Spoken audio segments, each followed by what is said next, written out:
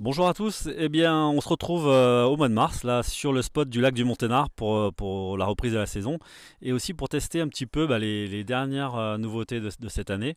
Donc ce sont les stabs SHA, donc il y a deux modèles, il y a le SHA 188 et le SHA 239, donc pour 239 cm². Alors Nico, tu m'as contacté pour faire un petit essai.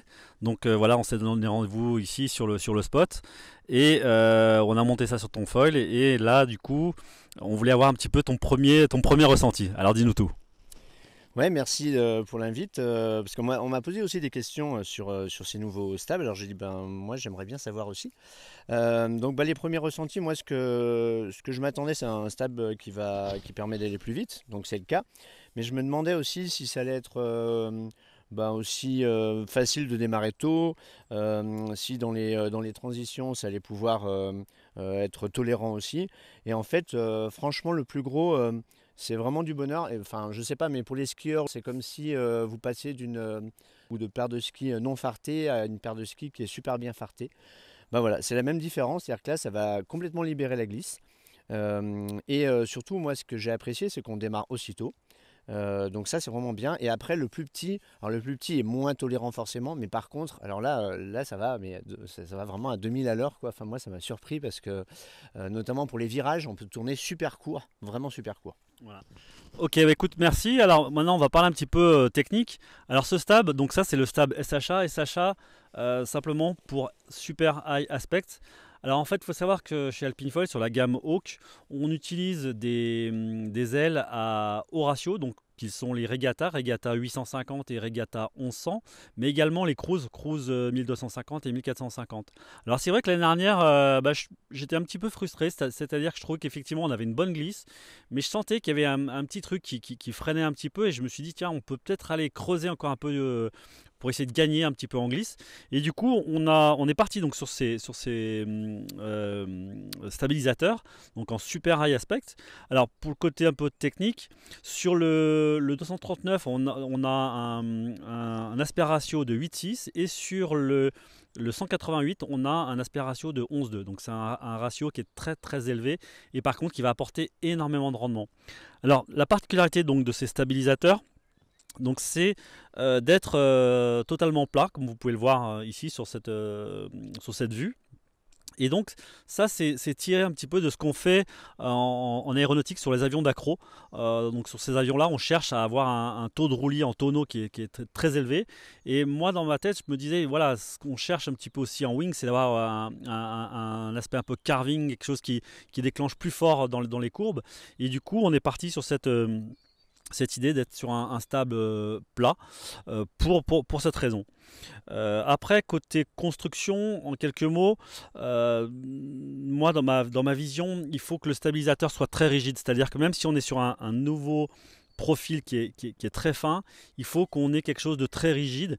Et du coup, on est sur une construction en carbone compressé à 200 bars et on a quelque chose ici de très rigide, que ce soit pour l'un ou pour l'autre des stabilisateurs.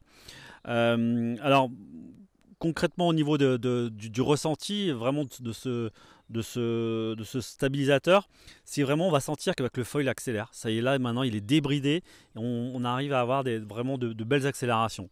Ouais, sur l'accélération, moi je me suis même fait surprendre, hein. Vous avez vu la grosse boîte, hein, parce que du coup ça accélère tellement que bah, voilà, au niveau des appuis, il faut faire attention. Et là, j'ai pas fait assez attention.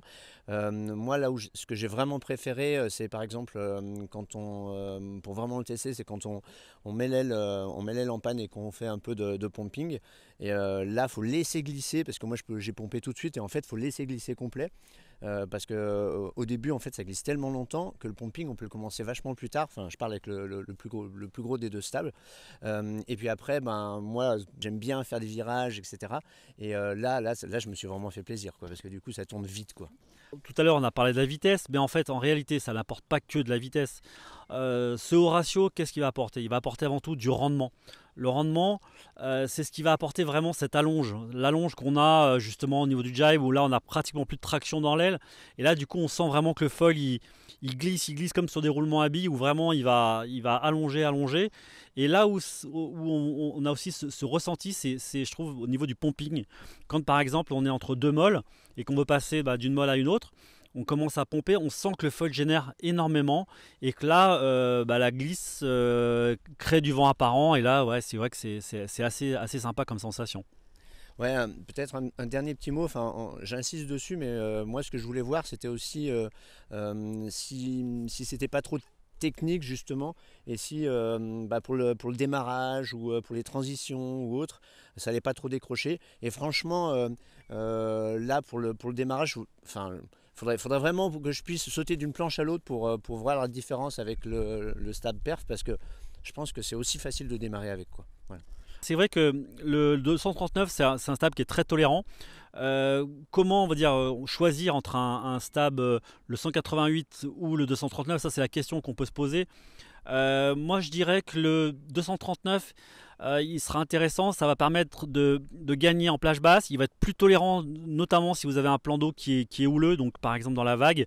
Là, il sera plus facile de contrôler en longitudinal son foil. Le 188 sera un petit peu plus technique, ce sera plutôt pour des personnes un peu plus affûtées au niveau du pilotage. Par contre, c'est vrai qu'on pousse encore un peu plus loin la glisse. Et c'est vrai que je crois que tu as quand même eu une belle sensation, tu m'as dit, sur ton dernier essai. Ouais, bah sur le plus petit que j'ai pris, alors effectivement, c'était pas tempête non plus, mais je pense qu'il faut un peu de vent déjà. Il va être effectivement plus technique, et notamment sur des courbes très engagées. Là, ça va tourner très vite, c'est même surprenant au début. Mais du coup, enfin voilà, j'ai encore envie de rider avec, quoi, là. Là, j'ai trop envie d'en refaire, là. Ok, donc voilà, c'était aussi l'occasion de tester le nouveau Hawk Carbon D2 avec le nouveau mât, les nouveaux stabs. Et puis aussi, on vous parlera un peu plus tard aussi des nouveautés de cette année en wing, notamment. Donc un nouveau foil qui s'appelle le Modular, qui sort dans quelques temps, et on vous dira tout d'ici quelques jours. Sinon, petite précision, ce stab donc, a été développé à la base effectivement pour la wing, mais aussi il fonctionne extrêmement bien en wingfoil. Donc pour tous les riders en wingfoil, voilà, c'est vraiment un moyen de repousser encore un peu plus loin la perf.